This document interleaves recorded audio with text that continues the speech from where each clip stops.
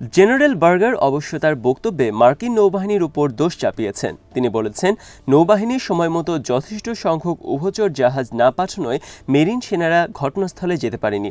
উভচর জাহাজগুলো নৌবাহিনীর নিয়ন্ত্রণে থাকায় তাদেরকে হয়তো কিছুটা দোষ দেওয়া যায়, কিন্তু যে ঘটনা এবার ঘটেছে তা মার্কিন নৌবাহিনী ভিন্নভাবেও ব্যাখ্যা করতে পারে, কারণ মেরিন সেনারা কখনোই নিজেদের পরিবহন সহ অন্যান্য কাজে প্রয়োজনীয় সংখ্যক উভচর জাহাজ পেতেও চায়নি।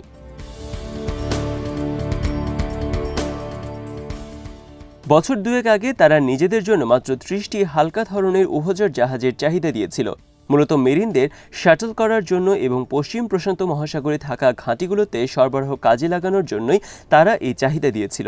এই ঘাঁটিগুলো এসব এলাকায় চীনা জাহাজগুলোর উপর নজরদারি রাখার কাজ করে।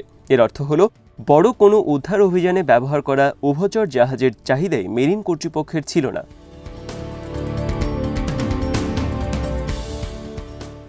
বাস্তবতা হলো, উভচর অভিযানের উপর মেরিন সেনাদের নির্ভরতা ক্রমশই কমে আসছে, কারণ উভচর জাহাজ দিয়ে নজরদারির ধারণাটাই বেশ সেকেলে।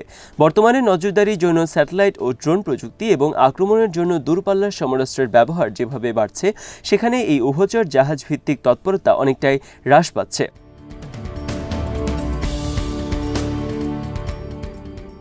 সামরিক বিশ্লেষকরা মনে করেন, জেনারেল বার্গার বুঝে শুনে 2 বছর আগে থেকে উভচর জাহাজের উপর নির্ভরতা কমিয়ে আনছিলেন, কারণ চীনের পিপলস লিবারেশন আর্মির কাছে দূরপাল্লার মিসাইল থাকায় প্রশান্ত মহাসাগরে এই ধরনের ব্যয়বহুল উভচর জাহাজ মোতায়েন করা সঠিক সিদ্ধান্ত হতো না। এছাড়া যুক্তরাষ্ট্র এখন সাইবার প্রযুক্তিতে অনেক বেশি শক্তিশালী, তাই বিদ্যমান বিমান ও নৌবাহিনীর বাইরে নতুন করে অন্য কোনো বাহিনী গঠন করা এখন অর্থহীন।